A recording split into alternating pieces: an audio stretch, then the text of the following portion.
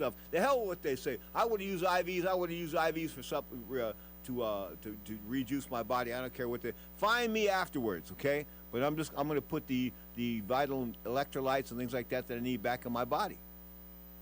And that's what he did. It looks like that's what he did the first time, because the first time I think he missed weight for a little bit and he got fined, like 500,000 or something like that, or 500,000 pounds, whatever you want to call it. You know, he got fined and he struggled with the weight, but then he looked a lot better. This one, he made the weight more comfortably. You know, Conor was bigger on the scale at weigh-in time, and you thought that Eubanks, you know, even with my prediction, you know, I thought Eubanks was gonna beat Conor Benn easier than he did the first time, and it was totally the opposite.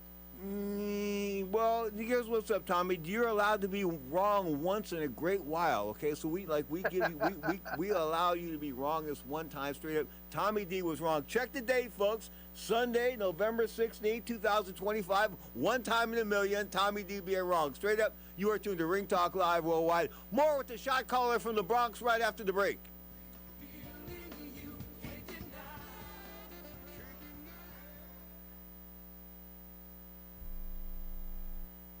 Hello, Americans. It's Uncle Sam here. If you owe $10,000 or more in back taxes to the IRS or state, don't worry. I've got important news that may help you negotiate a lower tax bill. In today's economy, the IRS has released a variety of new rules and is offering more flexible terms to help Americans looking to settle their IRS debt. If you apply today, we may be able to lift your wage garnishments and release a freeze on your bank assets or business. Our team of tax professionals can resolve your case and stop collection actions against you. Even if you've been audited or haven't filed a return in years, they can help. Call right now and find out if you qualify to settle your IRS debt for far less than what you owe. Pick up your phone right now and call us for a free $500 IRS tax review. Don't wait. Here's the number. Call right now. 800-943-9215. 800-943-9215. 800-943-9215. Again, for the last time, that's 800-943-9215. Packages start at $29.99 a month with signed agreement. Restrictions apply. Speak to a representative for complete offer details. See Vivint.com for license details. Terms and conditions apply. Homeowners, if you're looking for the best in home security and smart home technology at a price you can actually afford, we have great news. Now you can get Vivint's award-winning home security systems starting at about $1 a day. U.S. News and World Report has recognized Vivint as the best professionally installed home security system of 2022. And right now, you can get Vivint's home security technology for about $1 a day. Plus, get free professional installation from a licensed technician. Protect your home and loved ones for as low as $1 a day. Call right now for your free home security consultation. 800-918-6189. 800-918-6189. 800-918-6189. That's 800-918-6189. Do you have a book? Get it out of your mind and make it a real book with a free guide to book publishing. Trying to publish a book yourself can be complicated. It takes a lot of time. Time that you could spend writing your book, or even more books.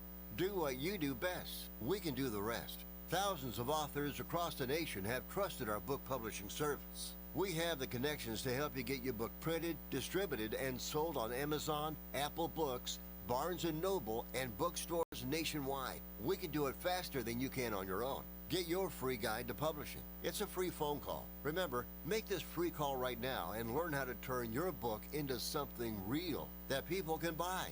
Get your free writer's guide. Call right now. 800-482-8399. 800-482-8399.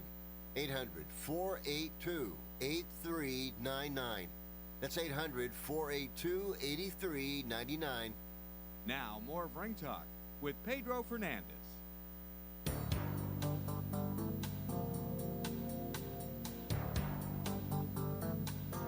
We don't rip this one from the front pages of anything. Straight up, last night there was a 1,000-to-1 fight on the line. I kid you not, 1,000-to-1 fight. If you bet $10,000, you win $100. That's the way it went down. I'm not kidding you. We're talking about Richard Torres, of course, the Olympian, the silver medalist, the guy lost in the World Games. But the bottom line is, he beat a guy named Thomas Selleck. who was 23 and is now 23-7, was 23-6 coming in. He's been now 20. Take that back. He's now 23-8 with 14 KOs. He's been stopped 5 times. Okay, no coincidence that he was stopped the 6th time. No. But the bottom line is, this fight went down in the first round, and it was a 1,001 fight. I've never seen a 1,001 fight in my life, and that tells me that they smelled something suspicious. I'm talking about the sports book. That's why they put this up at the 1,001 fight. Tommy D, can you see where I'm going on this? No, I totally see where you're going with this. I mean, they for that they shouldn't even have put a line out, but they did. Maybe for people to. I'm thinking maybe they put a line out maybe for people to throw money away and hope for a lotto ticket and pick the underdog. That's the only reason I can see them throwing a line out there. It's 1,400 to win 100. I take that back. 100 wins you 1,400 or the other way. But so it's like, anyway, it smells. I mean, it just smells, and the fact it took place in Mexico. I mean, these bookmakers were having no part of that. You hear me? No part, bro. None. Yeah, no, and rightfully so. I mean, that was a mismatch, and I guess Top Rank let some of their fighters go fight over in Mexico on a not really a Top Rank card, if I'm not mistaken, but it was a decent card to get Richie Torres, I guess, some work. But at the end of the day, you're not going to get better fighting guys like that. That guy was a bum. Yeah, but that's what I'm saying. At the end of the day, you're not going to get better from beating guys like that. That was anyway. Here's what's up. The FBI's got an organization called the Crime and Corruption in Sports and Gaming World. Bottom line is, of course, they investigate suspicious stuff. I wonder if they're going to look into this betting line, because they're looking into betting lines in the UFC. My buddy Dana White. We'll talk about this in depth in hour number 2 with Stich Duran. Of course, Stich Duran, the cut man to the stars. He will be here in hour number 2. Me and him go back a long, long ways. But the bottom line is. Dana's had some fixed fights in the UFC, and of course, one fight in particular a few weeks ago. I mean, the guy was like, check this out. Somehow, a prelim fight at the UFC Apex Center in Las Vegas, Tommy D, drew $16 million in bets. What kind of crap is that? That means somebody from the inside leaked something out as to what's going to happen. So, and obviously people bet the right way, it looks like. And, that's what you call it, basically a fixed fight. Somebody from the inside knew what was going to happen. It ended in the first round, and of course there were a lot of bets for it to end in the first round. I wonder if there were bets on that fight to end in the first round last night, because it sure did. Anyway, Isaac Dolgarian, he was the guy that was suspended. And I remember during watching the telecast, somehow I was watching that one live, probably on some pirate channel, and because I ain't giving Dana a dime, and I heard Daniel Cormier, I think he was the announcer, time he goes, why isn't he defending? Why isn't he trying to win? So the guy wasn't even trying. He gave up all kinds of stuff. Like it was like he dropped his pants for the guy. I mean, that's a good way to put it. He just dropped his pants, and the people doing the TV couldn't figure it out. Well, now they figured it out. There was all this money coming in. The fight had to end in the first round, the whole 9 yards, and it did. And get this: the UFC was tipped off in advance by the FBI. This Isaac Dolgarian guy and his team were called into Dana's office, or Dana went to them, or whatever it was, and they said, we're going to kill this guy, Del Valle. Bottom line is, of course, they gave it up in the very first round. That smells. I think that, the fact that we've had some NBA scandals, or we do have an NBA scandal going on, I think that organized crime is back, and I think that they've reached into every sport there is that's making money. Yeah. I mean, my concern more with this is that, this lawsuit is very eye-opening to a guy, that's been, doing things with the UFC for years now.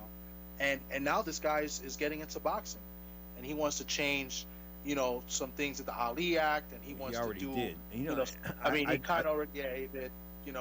So I mean, this man is not to be trusted. Well, I don't want to give up my entire hour number 2, but I will give it up to an extent here. There's been $251 million set aside for distribution as far as a settlement was concerned between Dana White, Zuffa Sports, and whatever the Fertitta company, whatever they're called when it was Dana and the Fertittas. Anyway, fighters are getting an average of $250,000 per fighter. And they don't say how many fighters there were here, but exactly. But the bottom line is, Anderson Silva, he was screwed so bad. He was sodomized money-wise to the extent of they're giving him $10 million. Now, for Dana to give anybody $10 million, Dana must have did him wrong a lot more than $10 million. Possibly. No, possibly. I mean, this is a settlement. It didn't go to court. They didn't want to go to court. Yeah, no. That's what I'm saying. Yeah, definitely, because if they would have went to court, he probably would have got way more than $10 million.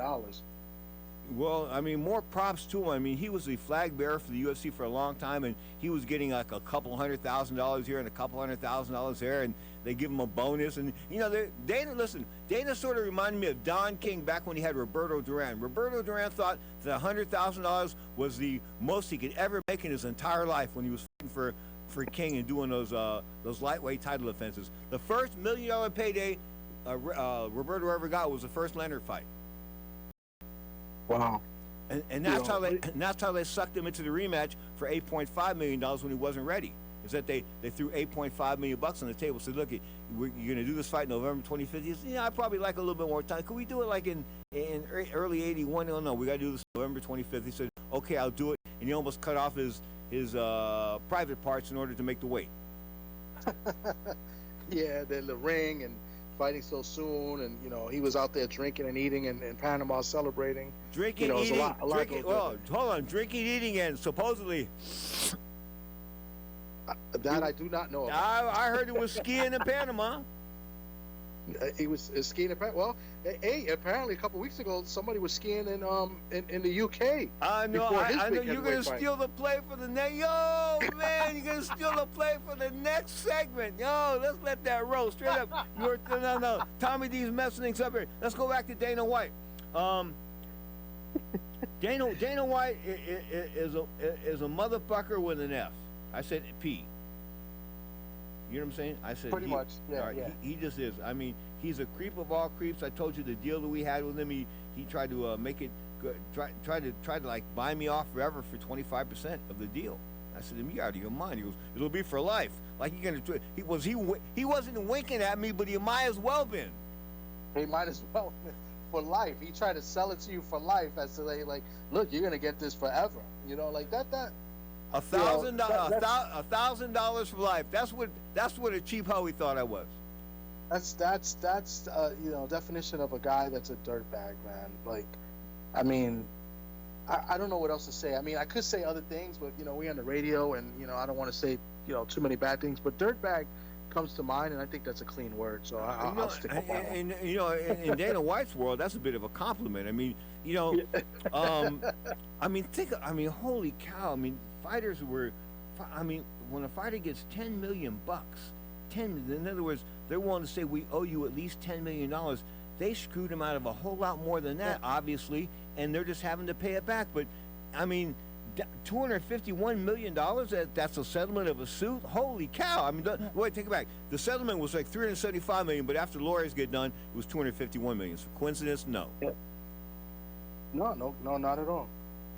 I mean, part of I don't want to take a shine for the next segment, but part of the Ali Act, and as far as it's like the promoter is supposed to have full disclosure to the fighters, as far as like what's being made in the fight. They're supposed to know, how much they're getting made, how much the promoter's getting made. Imagine sitting down with the fighters and telling your fighters that I'm going to make, let's say, I'm just throw numbers out there, I'm going to make $2 million and you guys are going to make $200,000 each. Imagine having that conversation.